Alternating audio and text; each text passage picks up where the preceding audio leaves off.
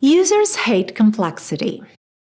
When there are many commands or options to choose from in an interface, they often feel overwhelmed, don't know where to look, and may end up ignoring relevant information. One way to manage visual complexity is progressive disclosure. Progressive disclosure refers to showing only a few available options among many and hiding the rest under a menu, an accordion, tab, or on a different page altogether. Usually, the visible options are the most important and likely to be relevant to the majority of users. As users move on into a task or become more familiar with the interface, they can access other features by performing an additional action, clicking a button, opening a menu, expanding an accordion. A simple example of progressive disclosure is the Replace dialog in Microsoft Word. When the user is trying to replace a phrase in a document with another, they see a simple form with two fields, Find and Replace. For most tasks, this dialog will be enough. However, some users occasionally may have more sophisticated needs. For example, they may want to replace whole words only, the word power, but not the string power in powerful. In that case, they could click the More button for additional options.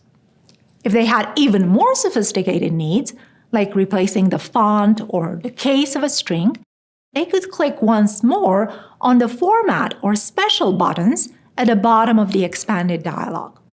Granted, the word special is not the best label for a button. It would be too much to show all these options in clear to every single user. Most people would not need them and would spend too much time to figure out what they're supposed to fill in or click and what they should simply ignore. Another typical application of progressive disclosure is to show only information that is relevant for the current step of a task. For example, on an e-commerce checkout page, the designer either could show all the steps and the associated fields on the checkout page, or, using progressive disclosure, could collapse the steps under accordions.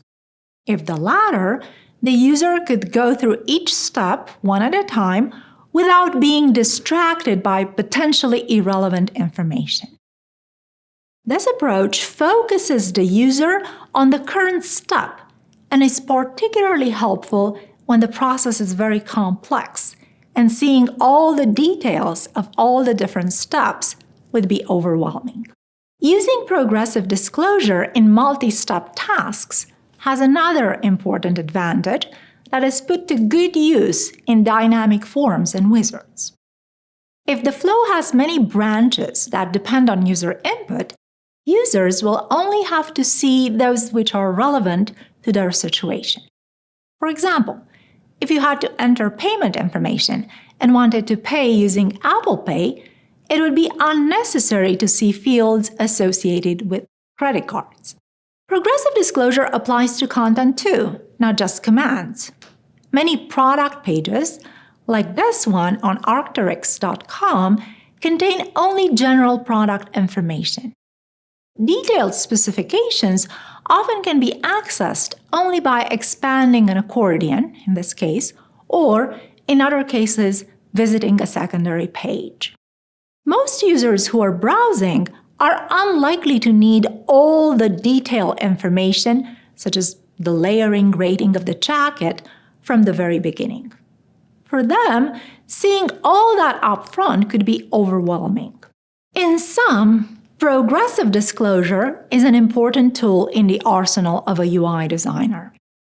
It helps mitigate complexity by hiding some of the commands or content available to the users. It does come with additional interaction cost. Users must usually perform one or more actions, such as clicking a button to visit a new page or expand an accordion, in order to reveal additional options available to them. This cost pays off if the hidden options are not needed by most users.